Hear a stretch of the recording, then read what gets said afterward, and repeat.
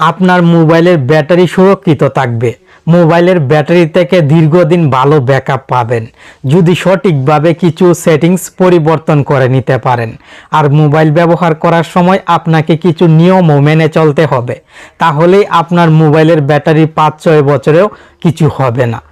নতুন কেনার সময় মোবাইলের ব্যাটারি থেকে যেমন ব্যাকআপ পেতেন এখনও কিন্তু ঠিক তেমনই ব্যাকআপ পাবেন, আর 1-2 বছর 5 বছর পরেও সেম ব্যাকআপই পাবেন। ফুল চার্জ করে লং টাইম ব্যবহার করতে পারবেন। এই জন্য প্রথমে আপনাকে সিম নির্বাচন করতে হবে। সঠিক সিমটি নির্বাচন করবেন। আপনার এলাকাতে যে সিমের নেটওয়ার্ক ভালো থাকে সেই সিম মোবাইলে ইউজ করবেন। মোবাইল ডাটা ইউজ করার জন্য সেই সিমটি ব্যবহার করবেন।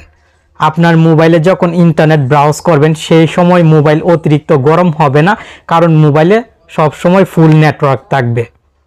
ফলে মোবাইলের ব্যাটারি চার্জও কিন্তু তাড়াতাড়ি শেষ হবে না। মোবাইল বেশি সময় ব্যবহার করার ফলে চার্জ কমে গেছে, এখন সঙ্গে সঙ্গে আপনি মোবাইল চার্জারের সঙ্গে কানেক্ট করবেন না। আপনি লং টাইম মোবাইল ব্যবহার করেছেন, এর ফলে মোবাইল হিট হয়ে আছে, আর এখন যদি চার্জারের সঙ্গে কানেক্ট করেন তাহলে মোবাইল আরও বেশি গরম হয়ে যাবে।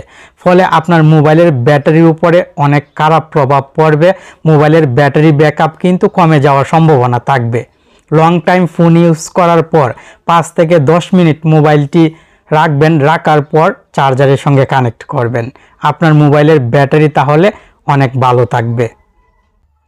আপনার মোবাইল থেকে লোকেশন সার্ভিস সহ সব সার্ভিস সেটিংস বন্ধ করে রাখবেন। লোকেশন, হটস্পট, ব্লুটুথ এই সেটিংসগুলো বন্ধ করে রাখবেন। ওয়াইফাই সেটিংসটিও বন্ধ করে রাখবেন, তাহলে অযথাই আপনার মোবাইলের ব্যাটারির চার্জ নষ্ট হবে না।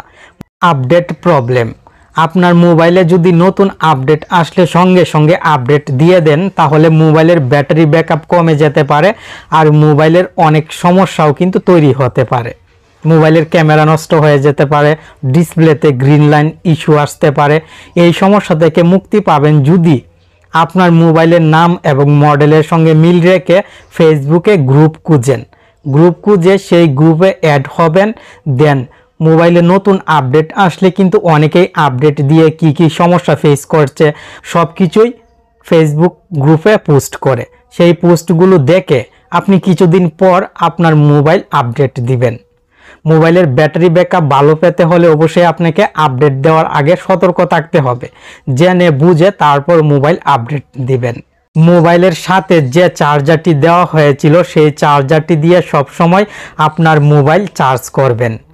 কোনো সময় যদি চার্জার নষ্ট হয়ে যায় তাহলে বেশি টাকা দিয়ে হলেও আপনার মোবাইলের ব্র্যান্ডের সঙ্গে মিল রেখে চার্জার কিনবেন। কম দামি চার্জার দিয়ে মোবাইলের ব্যাটারি চার্জ করলে মোবাইলের ব্যাটারি তাড়াতাড়ি নষ্ট হয়ে যাবে, আর ফুল চার্জ করার পরেও দেখবেন মোবাইল ব্যবহার করার সময় অতিরিক্ত গরম হচ্ছে।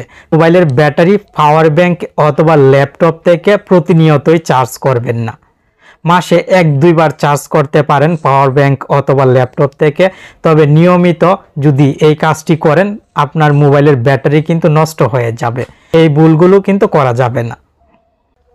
আপনার মোবাইলের যে অ্যাপগুলো সবচেয়ে বেশি ব্যাটারি চার্জ নষ্ট করে সেই অ্যাপগুলো হয়তো সহজে খুঁজে পাবেন না, আর মোবাইল ব্যবহার না করলেও অনেক সময় সেই অ্যাপগুলো ব্যাকগ্রাউন্ডে রান হয় এবং মোবাইলের ব্যাটারি চার্জ নষ্ট করে।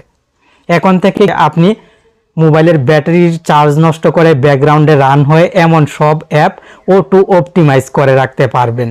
ফলে সেই অ্যাপগুলো মোবাইলের ব্যাকগ্রাউন্ডে রান হয়ে কোনো সময় আর ব্যাটারি চার্জ নষ্ট করতে পারবে না। কিভাবে এই সেটিংসটি অ্যাপ্লাই করবেন চলুন মোবাইল স্ক্রিনে দেখে নেই।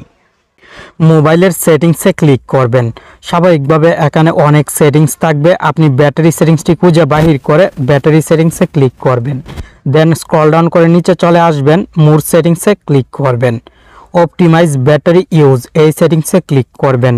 এভাবে আপনার মোবাইলে যদি সেটিংসটি খুঁজে পেতে সমস্যা হয় তাহলে মোবাইলের সেটিংসের চার্জ বক্সে অপটিমাইজ, শুধু অপটিমাইজ লিখবেন, নিচের দিকে সেটিংসটি পেয়ে যাবেন। আপনি এখান থেকেও খুব সহজে অপটিমাইজ ব্যাটারি ইউজ সেটিংসে চলে আসতে পারবেন। এই সেটিংসটি অন করে রাখলে কি ফ্যাসিলিটিস পাবেন, কি সুবিধা পাবেন নিচে লেখা আছে। Automatically optimize power uses when apps are draining battery in the background. কোনো অ্যাপ মোবাইলের ব্যাকগ্রাউন্ডে যদি অটো রান হয় তাহলে সেই অ্যাপটি অপটিমাইজ হয়ে অটোমেটিক বন্ধ হয়ে যাবে, ফলে মোবাইলের ব্যাটারি চার্জ তাড়াতাড়ি শেষ হবে না। এই সেটিংসে আপনি প্রত্যেকটি অ্যাপ দেখতে পাবেন, মোবাইলের সব অ্যাপ শো হবে। আপনি প্রত্যেকটি অ্যাপের আইকনের উপরে ম্যানুয়ালি চাপ দিয়ে অটো অপটিমাইজ সিলেক্ট করে দিবেন।